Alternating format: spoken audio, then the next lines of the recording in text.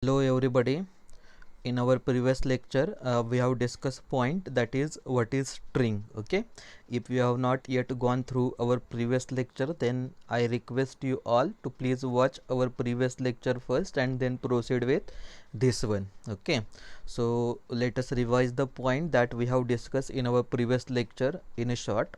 Okay, so what is string? What we have discussed in our last session, string is nothing but it is a concatenation of finite symbols from the alphabet.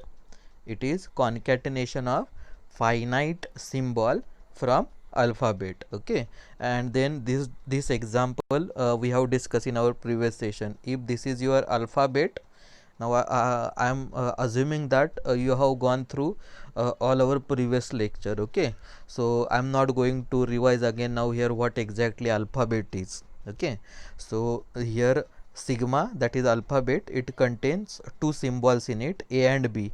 Then what is the example of a string that we can define on this sigma? This is first example. Okay, a b a b, a b b. Okay, this is another example. Or you can make any combination of a and b. Okay, like suppose b b b a can be again another string that we can define on this sigma, because in this string only those characters are present which are there in alphabet. This alphabet, only two alphabets are there in this particular, rather only two symbols are there in this particular alphabet. Okay, now let us discuss one more example. Okay, I want to just discuss one more example for better understanding of this particular point. Okay, now let us assume that we are having one alphabet. Okay, so alphabet, as we all know, it is denoted by using sigma. Okay, let us assume that this alphabet contains three symbols in it. Alphabet means what we discuss, it is a finite non-empty set. This is a finite non-empty set, that's why this can be treated as alphabet. Okay, now what are the possible strings that we can define on this alphabet?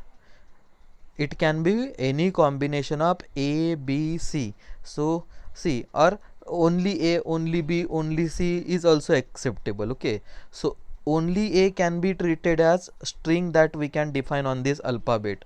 Only b also we can say that this is a string which is defined on this alphabet.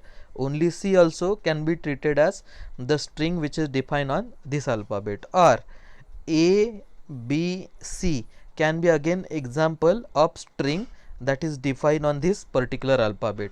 Or only bc also a string which is defined on this alphabet, because in this bc, both b and c are the symbols of this alphabet.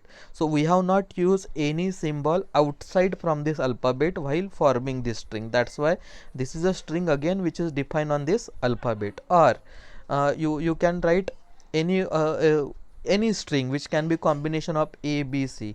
So c b can be also another string that we can define on this particular alphabet. Or let us write one more string, suppose b a c b. This can be again another string which is defined on this particular alphabet. Okay, now my question is, like suppose if I write string like this a d a d, whether this is a string that we are, this is a valid string that we have defined on this alphabet? No, this is not a valid string, because see, in this alphabet, in this sigma alphabet, only three symbols are there, a b and c. And while writing a string, what I have written, a and d. Out of that, a is a member of this sigma, but d is not member of this string of this sigma. So ad cannot be treated as a valid string which is defined on this sigma alphabet. Getting my point? Now let us discuss one more example. Let us discuss one more example. Now suppose let us assume that our sigma is like this, alphabet is like this, 1 7 9 4. Okay, first of all tell me whether this is a alphabet, whether this sigma is alphabet. To make this sigma alphabet, this alphabet must be a how many conditions we have to verify? Two condition. First condition is this must be a finite set. Whether this is a finite set? Yes, this is a finite set, because only 4 symbols are there. And second condition that is required is what? That must be non-empty set. Whether this is a non-empty set? Yes, this is a non-empty set, because it is very clear that this set contain 4 elements in it. So this is a non-empty set. So this can be treated as what? Sigma. Okay. Now what are the possible strings that we can define on this sigma?